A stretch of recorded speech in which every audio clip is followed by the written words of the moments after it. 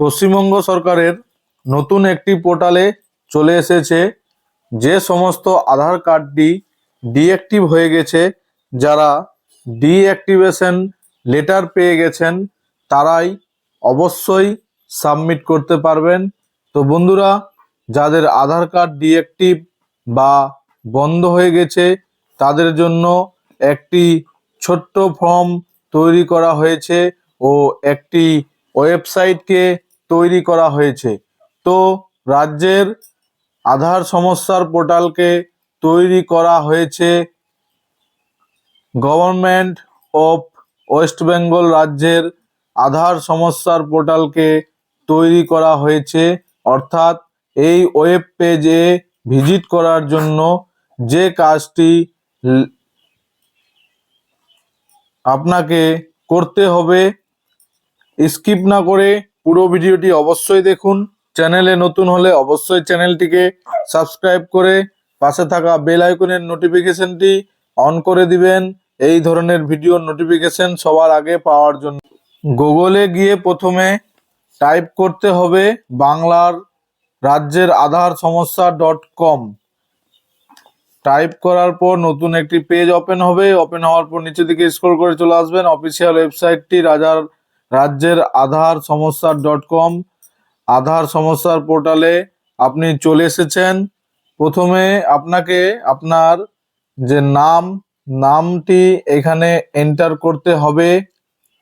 তারপরে ডিস্ট্রিক্ট, জেলা, আপনি কোন জেলার আন্ডারে বাড়ি, ব্লক কোন থানার আন্ডারে, পৌরসভা না থানা, তারপরে এখানে আধার নাম্বারটি এন্টার করতে হবে। তারপরে ফুল অ্যাড্রেস, আপনার ঠিকানা এখানে এন্টার করতে হবে। পিনকোড, আপনার এলাকার যে পিনকোড নাম্বারটি এন্টার করতে হবে। তারপরে voter ID card number, assembly কোন বিধানসভার আন্ডারে পড়েন, বুথ নাম্বার, আপলোড আধার ডিঅ্যাক্টিভেশন লেটার, আধার নিষ্ক্রিয়করণ চিঠি আপলোড করুন। এই চয়েস ফাইলে যে আপনাকে ওই যে পোস্ট অফিসের মাধ্যমে আপনার এসে ওইটা আপলোড করবেন, রিমার্কসে আবার লিখে দিবেন। লেখা দেওয়ার পর ইওর ভ্যালিড মোবাইল নাম্বার, যে মোবাইল নাম্বারে আধার কার্ডটি লিঙ্ক করা আছে ওই মোবাইল নাম্বারটি এখানে এন্টার করবেন। এন্টার করার পর গেট ওটিপি অপশনটিতে ক্লিক করবেন। ক্লিক করার পর ওটিপিটি আপনার আধার কার্ড লিঙ্ক করা যে মোবাইল নাম্বারে আছে ওই মোবাইলে আপনার ওটিপিটি চলে যাবে। চলে যাওয়ার পর সাবমিট অপশনটিতে আপনি ক্লিক করবেন। সাবমিট অপশনটিতে ক্লিক করার পর অ্যাপ্লিকেশন ফর্ম সাবমিট হয়ে যাবে। পরবর্তী স্টেপ এ আপনি যেখানে কন্ট্যাক্ট ডিটেলস দিয়েছেন এবং যে সমস্ত ইনফরমেশন দিয়েছেন, শেয়ার করেছেন, এখানে অবশ্যই যোগাযোগ করা হবে আপনার সাথে।